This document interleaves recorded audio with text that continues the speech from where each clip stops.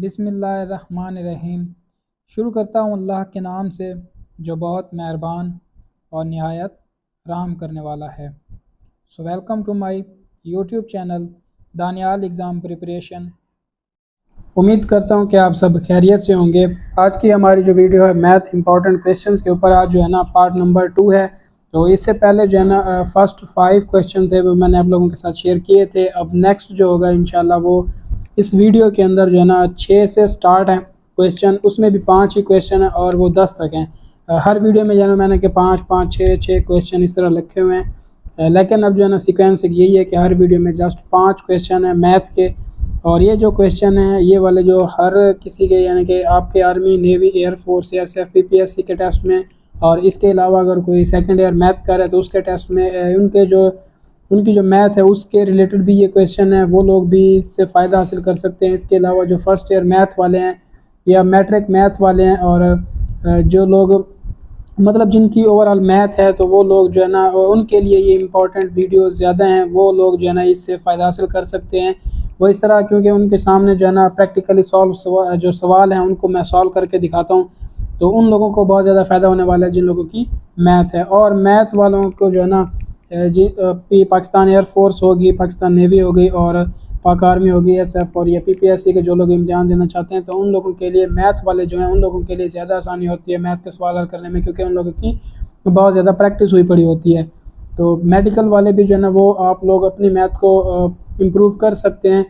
एक तो प्रैक्टिस करने से, दूसरा जो है ना समझने से। जब आपको समझ आ जाती है तो आप इजीली जो है ना सॉल्व कर सकते हैं कोई भी सवाल हो मैथ का। तरीक़ाकार सब में मोस्टली एक ही यूज़ होता है उस तरह के। अगर सपोज़ आप कोई परसेंटेज वाला सवाल हल करें तो उसका तरीक़ाकार एक ही होगा। उससे रिलेटेड आपके जहन में कोई भी सवाल आता है या कोई भी एग्जामिनर जो होता है वो सवाल देता है तो आप इजीली सॉल्व करेंगे। कोई प्रॉफिट लॉस वाला सवाल आता है तो वो भी इसी तरह, फार्मूला सब में एक ही यूज़ होता है तो वो इस तरह आप लोग सवाल को हल कर सकते हैं। और इसके अलावा अगर आपको कोई डिस्टेंस का, कोई स्पीड का, कोई भी ऐसा सवाल मतलब इन कैटेगरीज या इसके अलावा जो कैटेगरीज है उससे रिलेटेड जो कोई आपको कोई सवाल देता है तो उस तरह का जो भी उससे रिलेटेड जो भी सवाल होगा तो आप उसको इजीली सॉल्व कर लेते हैं। तो बगैर टाइम वेस्ट किए जो अपने वीडियो को स्टार्ट करते हैं। आज जो है ना पार्ट नंबर 2 है, क्वेश्चन नंबर 6 से लेकर क्वेश्चन नंबर 10 तक है। और नेक्स्ट जो वीडियो आएगी पार्ट नंबर 3 होगा, वो उसमें क्वेश्चन नंबर 11 से लेकर 15 तक क्वेश्चन होंगे। तो अब जो है ना अपने सवालात के ऊपर math very important question part number 2 मैंने यहाँ पे लिख दिया, जैसे कि पार्ट नंबर 2 मैंने पहले भी बताया। और क्वेश्चन नंबर 6 से स्टार्ट है। अब ये पहला हमारे पास क्वेश्चन है। वैसे तो ये क्वेश्चन नंबर 6 है बट ये पहला क्वेश्चन आज की वीडियो का। अ school has a strength of 550। उसकी एक स्कूल है, उसकी स्ट्रेंथ है 550 in the year of 2017 an increase of 12% इन 2018। वो कहते हैं कि जो 2017 में स्कूल की स्ट्रेंथ थी 550, अब 2018 में जो है ना 12% इंक्रीज हो चुकी है। What is the total strength of the school. अब वो कहता है कि स्कूल की हमें चाहिए टोटल स्ट्रेंथ। पहले जो है ना हम स्ट्रेंथ लिख लेते हैं कि हमारे पास कितनी स्ट्रेंथ है इसकी, वो है जी 550 इसकी हमारे पास स्ट्रेंथ है। तो अब क्या हुआ कि इंक्रीज़ आया है, तो इंक्रीज़ कितने का आया, यहाँ पे हम लिख देते हैं कि इंक्रीज़ आया 12%। ठीक है, अब ये है 12%, तो इट मीन कि जो है ना कितनी अगर हम स्ट्रेंथ की बात करें तो उसमें कितना इंक्रीज़ आया, तो ये परसेंटेज को हटाने के लिए 100 से डिवाइड करेंगे तो ये आ जाएगा हमारे पास 0.12। तो अब क्या करेंगे, यहाँ पे हमें जो है ना नेक्स्ट जो हमारे पास ईयर है वो कितना है, वो है 2018, तो उसमें इंक्रीज़ है 12% का यानी कि 0.12। तो ये इतना इंक्रीज़ है। अब हम क्या करेंगे, इस 0.12 को मल्टीप्लाई कर देंगे इसके साथ 550 के साथ। अब हम इसको मल्टीप्लाई करेंगे इसको 0.12 को 550 के साथ, तो इसका कुछ आंसर आ जाएगा हमारे पास 66 इसका आंसर आ जाएगा। अब हमें चाहिए टोटल स्ट्रेंथ जो 2018 के अंदर आई है, तो 2018 की हमें टोटल स्ट्रेंथ फाइंड करनी है। तो यहाँ पे अगर हम लिखें या ना लिखें, टोटल स्ट्रेंथ जो है ना इसकी हमें फाइंड करनी है 2018 के अंदर वो कितनी आई है। तो अब इंक्रीज़ हुआ था मतलब कितना इंक्रीज़ हुआ था 0.12%, तो उसकी जो कीमत आई है यानी कि 12%, वो है कि 66 लोग इंक्रीज़ हुए हैं स्ट्रेंथ में। तो अब क्या करेंगे हम, ये जो 550 था हमारे पास उसमें इस 66 को ऐड कर देना है। तो इसका जो आंसर आएगा वो आएगा क्या आएगा, 6 तो 616 जो है ना वो इसका आंसर आ जाएगा। तो 2018 में इसकी टोटल स्ट्रेंथ होगी, यहाँ पे मैं लिख भी देता हूँ कि 2018 के अंदर इसकी जो टोटल स्ट्रेंथ होगी वो होगी 616 2018 के अंदर। तो ये इसका आंसर है। अब चलते हैं नेक्स्ट क्वेश्चन के ऊपर। ये क्वेश्चन नंबर अब हमारे पास 7 और 7 मतलब the ratio of 3.5 kg to 280 gram as, यानी कि वो कहता है कि इस 3.5 kg को 280 ग्राम में हमें इसको ग्राम में बनाए तो क्या बनेगा ये। जैसा कि आप सबको पता है कि 1 kg जो है ना वो 1000 ग्राम के इक्वल है ऐसे। तो अब जो है ना इसी का 3.5 kg का अगर हम जो है ना इस यहाँ पे मैं लिख लेता हूँ 3.5 kg को अगर हम ग्राम में लिखें तो ये कुछ इस तरह का बनेगा। सॉरी ये ग्राम है, तो ये ग्राम में आ गया। अब हमें चाहिए कि 280 ग्राम का अगर हम बनाएं तो वो कितना इसका मतलब इसकी रेशो बनेगी। तो अब सिंपली क्या करना है कि यहाँ पे साइड पे लिख देते हैं कि रेशो हमें चाहिए, रेशो फाइंड करनी है तो हमें इसको जो है ना इस 3500 ग्राम को हमने ऊपर रखना है। और हमें जैसे कि उसने बताया कि 280 ग्राम है तो 280 से इसको डिवाइड करेंगे।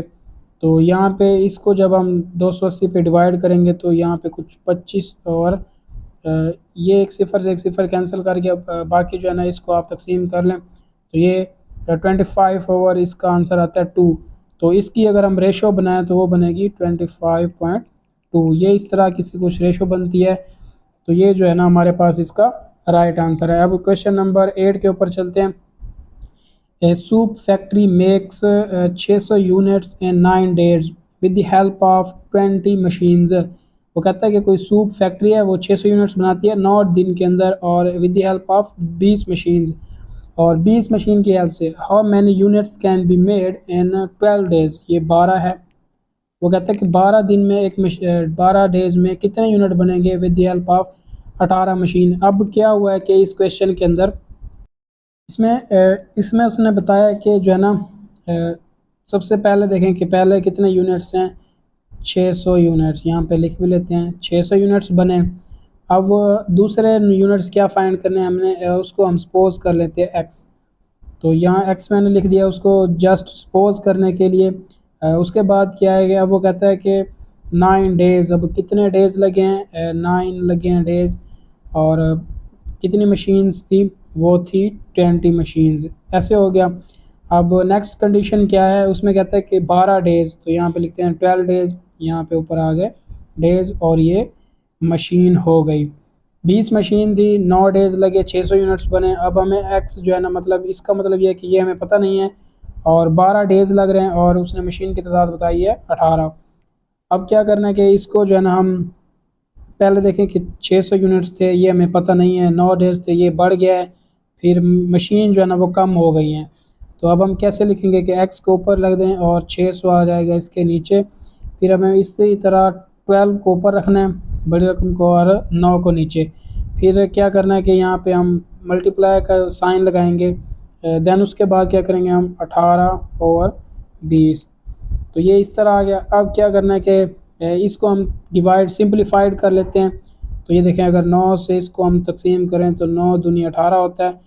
फिर यहाँ पे बच गया 2, तो अगर इस 20 को हम तकसीम करें 2 से तो यहाँ पे बच जाएगा 2, 10 बच जाएगा। तो अब हमारे पास जो वैल्यू आती है वो बचती है x ओवर 600, ये हो गया। और यहाँ पे ये 12 और ये जस्ट 10 रह गया यहाँ पे, मतलब इसका है कि 12 ओवर जो 10 है ये हमारे पास रिमेनिंग है। अब नेक्स्ट क्या होगा कि यहाँ पे जस्ट x आ जाएगा और ये 12 ऐसे आ गया और फिर क्या होगा कि ये नीचे 10 वैसे का वैसे, और यहाँ पे ये तकसीम हो रहा तो उधर जाएगा, ये मल्टीप्लाई हो जाएगा तो 600 ये आ गया। एक सिफ़र के साथ एक सिफ़र कैंसिल।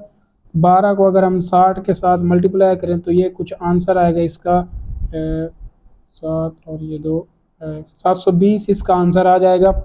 12 को जब हम 60 के साथ मल्टीप्लाई करेंगे तो ये 720 जो है ना वो इसका आंसर आ जाएगा। तो अब जो है ना हमें क्या पता चला है, पहले जो है ना 20 मशीन थी, 9 डेज़ थे तो 600 यूनिट्स बने। अब 18 मशीन और 12 दिन लगे तो जो है ना कितने 720 यूनिट्स बनेंगे। तो ये जो है ना क्वेश्चन नंबर 8 का आंसर था, 720 यूनिट्स बनेंगे अगर 18 मशीन हो और 12 दिन लगे। तो नेक्स्ट क्वेश्चन पे अब चलते। Question number 9, what is the average arithmetic mean of the positive integers from 1 to 100 inclusive. अब वो कहता है कि 100, ये इसने 2 वैल्यू बता दिए। वो कहता है कि जो है ना इनकी एवरेज मालूम करें, अरिथमेटिक मीन। तो अरिथमेटिक मीन जो है ना इसका आपको फार्मूला आना चाहिए। यहाँ पे मैं लिख देता हूँ अरिथमेटिक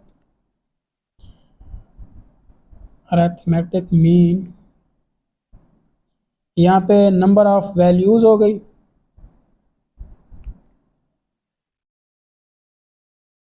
जैसे कि इसने ये 2 वैल्यूज़ बताई हैं। फिर यहाँ पे टोटल नंबर ऑफ वैल्यूज़, इस मीन के कितने यानी कि वैल्यूज़ हैं। तो ये जो है ना हमारे पास कितनी वैल्यूज़ हैं, टोटल नंबर ऑफ वैल्यू, ये उसका फार्मूला है। तो ये उसका फार्मूला आ गया। ऊपर लिखना है आपने नंबर ऑफ वैल्यूज़, जो जितनी वैल्यूज़ हों आपने उनको प्लस के साइन के साथ जो है ना लिखना है। दरमियान में प्लस का साइन आ जाएगा और साइड पे वैल्यूज़ आ जाएंगी। और नीचे लिखना है टोटल नंबर ऑफ वैल्यूज़। अगर आपके ये इनिशियल टेस्ट में इस तरह के सवाल आते हैं तो आपने जस्ट अपने माइंड में ये सब कुछ सोचना है, देन उसको सवाल को हल करना है। अब हमारे पास जो है ना क्या कितनी वैल्यूज़ हैं, एक 1 है और एक है 100, और ये वैल्यूज़ कितनी है 2। तो अब क्या करते हैं, इनका आंसर आ जाएगा 101 तकसीम 2। तो जब इसको तकसीम करेंगे तो ये इसका आंसर आ जाएगा कोई 50.5 इसका आंसर आ जाएगा। तो ये जो है ना इसकी हमें एवरेज मालूम कर लें। यहाँ पे मैं लिख देता हूँ कि ये इसकी क्या आई है, एवरेज जो आई है ना वो 50.5 इसकी एवरेज आई है। तो ये हमारा इसका राइट आंसर है। ठीक है, अब क्वेश्चन नंबर 10 और ये लास्ट क्वेश्चन है हमारा इस वीडियो का। number is increased by 20 and then increased by 20, find the what is the final value of the number। अब वो कहता है कि कोई नंबर है वो 20% इंक्रीज़ होता है और फिर दोबारा जो है ना 20% डिक्रीज़ होता है। वो कहता है कि इसकी फ़ाइनल वैल्यू क्या आएगी। तो हमें फ़ाइनल वैल्यू फाइंड करनी है, तो वो कैसे फाइंड करेंगे। सपोज़ अगर हमारे पास इसने 20% कोई चीज़ दी है, तो इसका मतलब ये है कि हमारे पास कोई नंबर है वो है 100% नंबर है। ठीक है, तो यहाँ पे हम ये ख़ुद से कंसीडर कर रहे हैं कि हमारे पास कोई नंबर है वो है 100%, क्योंकि इसने 20% दे दिया। अब पहले वो कहता है कि इंक्रीज़ हुई है, तो यहाँ पे हम लिख देते हैं कि इंक्रीज़। अब कितने परसेंट इंक्रीज़ हुई है, 20%। तो क्या करेंगे, सिंपली हम इस 100 में क्या करेंगे, इस 20 को प्लस कर देंगे तो ये 120 आ जाएगा। ठीक है, एक तो ये इंक्रीज़ की वैल्यू आ गई। अब हमें चाहिए डिक्रीज़ की। तो सेम इसी तरह वो नंबर जो है हमारे पास वो है 100 नंबर है। ये हमने खुद से सपोज किया हुआ है, क्योंकि 20% इसने वैल्यू दे दी, तो कोई इसका मतलब ये है कि कोई चीज़ है हमारे पास वो 100% है। अब वो क्या हुआ है कि डिक्रीज़ हुई है, तो यहाँ पे मैंने लिखा है डिक्रीज़ बाय 20%। अब क्या होगा कि इस जो है ना ये जो वैल्यू आई है 20%, तो हमें क्या करना है, इसमें से डिक्रीज़ करनी है, क्योंकि 100% हमारे पास तो वो कोई चीज़ थी, बट उसने कहा है कि एंड देन इंक्रीज़ बाय 20% है। तो सिंपली हमने वही करना है कि जो वैल्यू आएगी उसमें से हमने इस यानी कि हमारे पास ये आया, तो इसमें से हमने इसका बताना है कि इसका 20% डिक्रीज़ करें तो क्या आएगा। सिंपली अब क्या करना है, हमें इस 20 को ऊपर रखना है और 100 से डिवाइड करना है, और यहाँ पे आ जाएगा 120। एक सिफर के साथ एक सिफर ये कैंसिल, और एक सिफर के साथ एक सिफर ये कैंसिल। अब बाकी क्या रह गया हमारे पास 2012, तो इसका आंसर आता है 24। ठीक है, तो ये इसका आंसर आ गया 24। अब नेक्स्ट हमें जो है ना आगे इसकी फ़ाइनल वैल्यू बतानी है। अब जो है ना फ़ाइनल वैल्यू कैसे बताएंगे। अब पहला आंसर क्या है हमारे पास 120 आया है, तो यहाँ पे हम लिखेंगे 120। अब ये इंक्रीज़ करके वैल्यू आई थी, अब डिक्रीज़ करके कितनी आई है वो है 24। तो हमने क्या करना है कि इस 120 में से 24 को माइनस कर देना, तो हमारे पास इसका जो आंसर आएगा वो कोई आएगा 96 इसका आंसर आ जाएगा हमारे पास। अब जो है ना हमने मालूम करना है इसकी फ़ाइनल वैल्यू। अब फाइनल वैल्यू में से क्या करेंगे कि हम 100% हमारे पास कोई चीज़ थी, तो उसका 20% अगर हमने इंक्रीज़ किया तो वो 120 आया है। तो अब वो जो 100% था उसमें से हमने क्या करना है, इस 96 को माइनस करना है, तो हमारे पास 4 बचेगा। तो 4 इसको हम परसेंटेज में बताएंगे कि जो है ना डिक्रीज़ करें तो फाइनल वैल्यू उसकी जो है ना वो इतनी बनती है। तो 4% जो है ना वो इसकी वैल्यू बनती है। तो यही हमारा जो है ना राइट आंसर है। तो आई होप कि आप लोगों को आज का जो पार्ट नंबर 2 के जितने भी सवाल थे वो समझ आ चुके होंगे। अगर इसके अलावा कोई भी ऐसा सवाल है जो आप लोगों को समझ नहीं आया, तो मैं जो है ना वो दोबारा समझाने का पाबंद हूँ, मैं दोबारा भी समझा दूँगा। आप लोग जो है ना मुझे दोबारा समझने के लिए व्हाट्सएप पर मैसेज कर सकते हैं। व्हाट्सएप नंबर आपको मेरा डिस्क्रिप्शन में मिल जाएगा। ये आज के सवाल हैं जो दोबारा मैं आपको एज अ व्यू के तौर पे दिखा रहा हूँ। तो ये वाले जो सवाल थे आज हमने सॉल्व किए हैं। अब नेक्स्ट इसी तरह के अगर आप लोगों को कोई भी सवाल जो है ना समझ नहीं आ रहे तो आप मुझे व्हाट्सएप पर मैसेज करें, वहाँ समझा दूँगा। कमेंट करके पूछ सकते हैं आप। अगर आप व्हाट्सएप ग्रुप में ऐड होना चाहते हैं तो मैं आप लोगों को व्हाट्सएप ग्रुप में भी ऐड कर दूँगा। मेरा नंबर आपको डिस्क्रिप्शन में मिल जाएगा, वहाँ से मुझे मैसेज करें तो आप लोग आसानी से मेरे जो है ना व्हाट्सएप ग्रुप में ऐड हो सकते हैं। तो ये थे आज के सवाल, और अगर वीडियो अच्छी लगी हो तो लाइक कर दीजिएगा और चैनल को सब्सक्राइब कर दें ताकि मज़ीद इसी तरह के पार्ट आने वाले मैथ के जितने भी क्वेश्चन वो आप लोगों को मिल सकें। और इसके अलावा अगर अभी तक आपने मेरे वर्बल और नॉन वर्बल की वीडियोस नहीं देखी, अगर आप इनिशियल टेस्ट की चाहे वो पाकिस्तान आर्मी को, पाकिस्तान एयरफोर्स को या पाकिस्तान नेवी को, तो अगर आप इसकी प्रिपरेशन करें तो वर्बल और नॉन वर्बल बहुत ज़्यादा इंपॉर्टेंट है, क्योंकि वो जो है ना आपके इनिशियल टेस्ट में आने वाले हैं। तो उसके लिए आप जो है ना अगर आपने वीडियो नहीं देखी तो उसका लिंक आपको डिस्क्रिप्शन में मिल जाएगा, वहाँ से भी आप देख सकते हैं। तो ठीक है, तब तक अल्लाह हाफिज़। अब मिलते हैं अगली वीडियो में, अपना ख्याल रखेगा।